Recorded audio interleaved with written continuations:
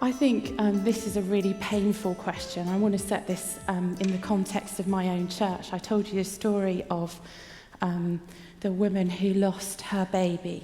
And, I had the privilege of holding that little boy and praying over him. At the same time in our church, another couple were expecting twins. And there was a real struggle for the life of one of their twins. And there was a lot of prayer. And those twins lived. And so we as a church lived the reality of that question. Now, one thing I can tell you for certain is this.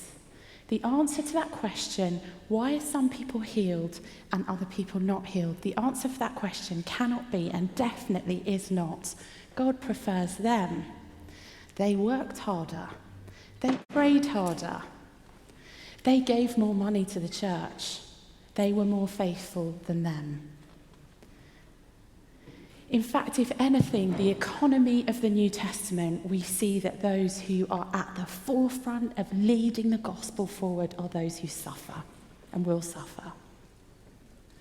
So how do we understand and explain miracles and answers to prayer that show some kind of intervention?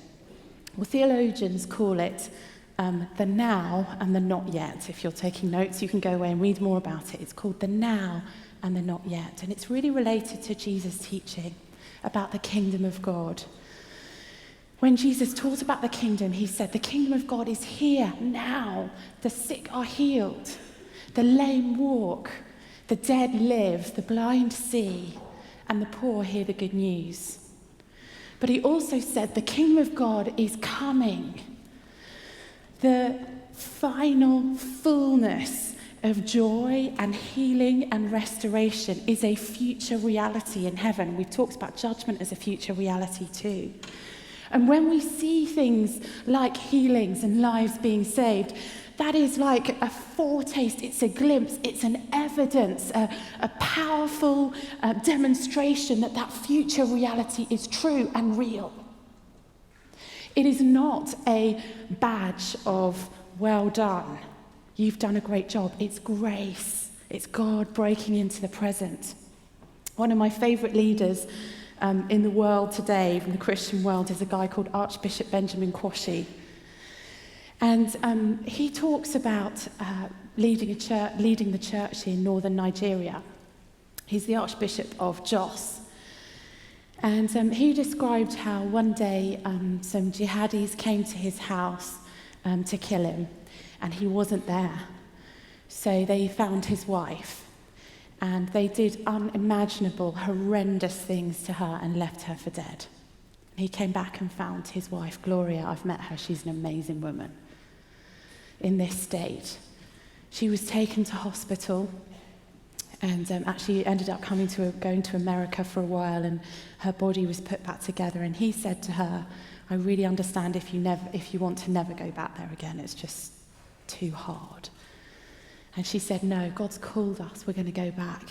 Remember all the people we're serving alongside, how they've suffered as well. We're going to go back. So they went back. A few months later, a group of jihadis came to his house to kill him. He was there this time. And they dragged him into the middle of the compound and they knelt him down and they were about to execute him. And he said, since you know I'm a man of God, let me pray before I die. And he began to pray. And he just waited for the blow to fall. And it didn't fall, so he carried on praying. African style, he carried on praying even longer. And eventually, he felt his shoulder being shaken, and his son was standing by him. And he was shaking him, saying, Daddy, what has happened? What did you do? What did you say to those group of men? As I came into the house, they were armed and they were fleeing in terror for their life, saying that they had seen massive soldiers who were going to get them and who were chasing them. What have you done? Now, he tells that story with amazing joy, but with also great humility. He says, when I look at my graduation class from my Bible school and I ask the question, I look at that graduation picture and I can number the people who've been killed for their faith, and I haven't. I was delivered.